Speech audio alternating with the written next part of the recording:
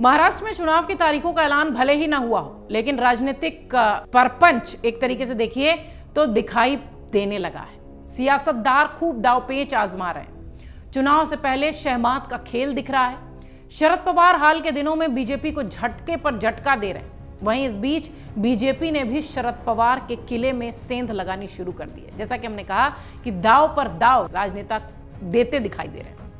महाविकास आघाड़ी यानी एमवीए में 2 घटक दलों के नेता बीजेपी में शामिल हुए।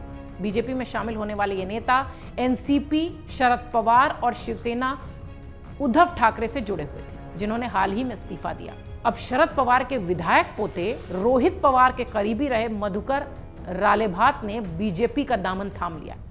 दूसरी तरफ उद्धव गुट की शिवसेना के जामखेड़ तालुका के अध्यक्ष संजय काशिद भी अब बीजेपी का हिस्सा बन गए। मधुकर के बीजेपी में शामिल होने से करजत जामखेड़ से विधायक और शरद पवार के पोते रोहित पवार को सीधा नुकसान हो सकता है, ऐसी चर्चा है। मधुकर रालेभट्ट रोहित पवार के करीबी पदाधिकारी थे, करीबी थे, सिपहसालार थे। विधानसभा चुनाव के मद्देनजर बीजेपी ने शरद पवार गुट के पदाधिकारियों को एंट्री देकर रोहित की राहें मुश्किल की हैं। एक बड़ी चाल चली है। करजत जामखेड़ निर्वाचन क्षेत्र में रोहित पवार और राम शिंदे के आमने सामने होने की उम्मीद है। रालेभट्ट ये साफ कर चुके हैं कि वो टिकट की मांग करेंगे और यदि टिकट नहीं मिला तो जो भी रोहित के सामने होगा वो उसकी मदद करेंगे। ये ऐलान सीधे सीधे चुनौती है। दरअसल रोहित पवार ही वो शख्स हैं जो शरद पवार के साथ लोकसभा में कदम से कदम मिलाकर चल रहे थे। लोकसभा चुनाव में रोहित पवार सीधे बीजेपी को निशाने पर ले रहे थे।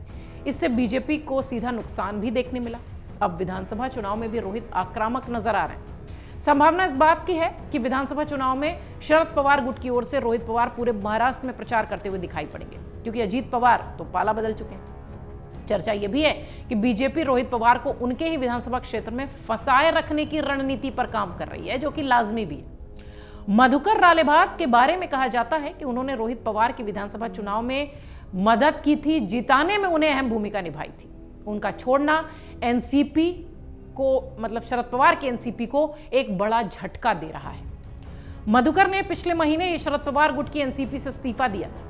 उस दौरान मधुकर ने कहा था कि मुझे एनसीपी शरद पवार इसलिए छोड़नी पड़ रही है क्योंकि रोहित पवार अपने क्षेत्र के पार्टी पदाधिकारियों का सम्मान नहीं करते। 2019 में उनकी जीत सुनिश्चित की थी उन लोगों ने जिसका वो आज सम्मान नहीं कर रहे। रोहित पवार को याद रखना चाहिए कि ये पार्टी के कैडर की मेहनत है। उन्होंने चुनाव जीता। मेरा रोहित पवार पर भरोसा खत्म हो गया है और अब एनसीपी शरद पवार में रहने का कोई मतलब नहीं। उस वक्त मधुकर के साथ पार्टी के 4 पूर्व पार्षदों ने भी इस्तीफा दिया था। मधुकर ने रोहित पवार पर यह भी आरोप लगाया था कि वो बीते 5 साल से अपने क्षेत्र के मुख्य विषयों जैसे कि स्वास्थ्य, बिजली, पानी, इस पर ध्यान नहीं दे रहे। मधुकर ने कहा था कि मैंने एनसीपी शरद पवार के महाराष्ट्र अध्यक्ष जयंत पाटिल और अहमदनगर जिला के पार्टी अध्यक्ष से बात भी की थी, लेकिन कोई बदलाव नहीं हुआ, किसी ने मेरी नहीं सुनी। इस तरह से चुनाव से ठीक पहले बीजेपी ने एनसीपी के शरद गुट और शिवसेना के उद्धव गुट में बड़ी सेंधमारी की है। इसके साथ ही बीजेपी ने मधुकर रालेभाट को पार्टी में शामिल कराकर रोहित पवार के खिलाफ एक बड़ी रणनीति भी बना ली है, जो कि रोहित पवार को थोड़ा नुकसान पहुंचाएगी।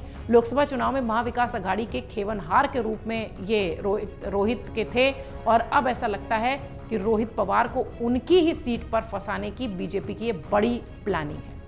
फिलहाल चुनाव आते आते महाराष्ट्र की राजनीति में क्या समीकरण बनता है ये देखने वाली बात होगी, लेकिन इसमें कोई संदेह नहीं कि शरद गुट को लेकर एक बड़ा झटका मिला है और बीजेपी की ये सेंधमारी एमवीए को, महाविकास आघाड़ी को कितना नुकसान पहुंचाएगी ये तो चुनाव के परिणाम बताएंगे। अगर आप ये वीडियो YouTube पर देख रहे हैं तो हमारे चैनल को सब्सक्राइब करें और बेल आइकन को दबाना ना भूलें। अगर आप Facebook पर ये वीडियो देख रहे हैं तो हमारे पेज को लाइक करें।